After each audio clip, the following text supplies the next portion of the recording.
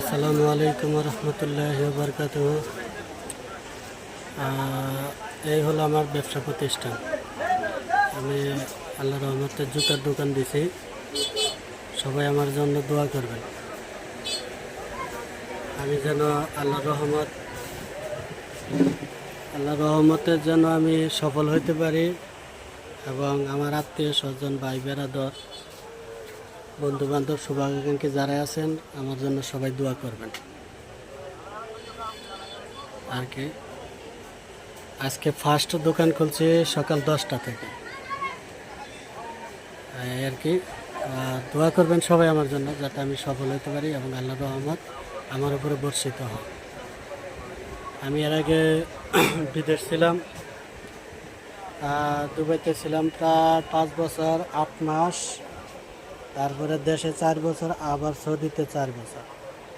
তো সৌদি থেকে আমি এখন ছুটিতে আসছিলাম, কোম্পানিকে ছুটি চাইছে, ছুটি দিচ্ছে 3 মাসের।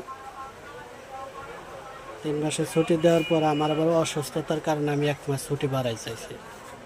1 মাস ছুটি বাড়াই চাইলে কপিল প্রথম বলছে মালিকের যে সমস্যা না। তো 15 দিন 1 মাসের মধ্যে 15 দিন যাওয়ার পর আমি মালিকের সাথে যোগাযোগ করার চেষ্টা করছি। মালিক আমার কল রিসিভ করে না, ভয়েস ধরে না, ভয়েস মেসেজ দিলে SMS দিলে দেখে না, উত্তর দেয় না। পরবর্তীতে আমি খোঁজ নিয়ে জানতে পারলাম যে মালিক নাকি অন্য লোক নিব, নতুন লোক আনবো, পুরান লোক আর করবো না, অ্যালাউ করবো না। তো যারা আছে আর কি ওইখানে আমার সাথে যারা ছিল 2-1 তাদের সাথে যোগাযোগ করছি পরবর্তীতে এই কথা।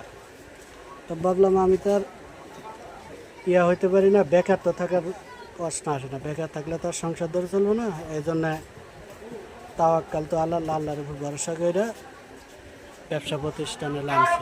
এখন আপনারা সবাই আমার জন্য দোয়া করবেন। সবাইকে আবারও সালাম দিয়ে শেষ করছি। আসসালামু আলাইকুম রহমতুল্লাহি ওয়া বারাকাতুহু।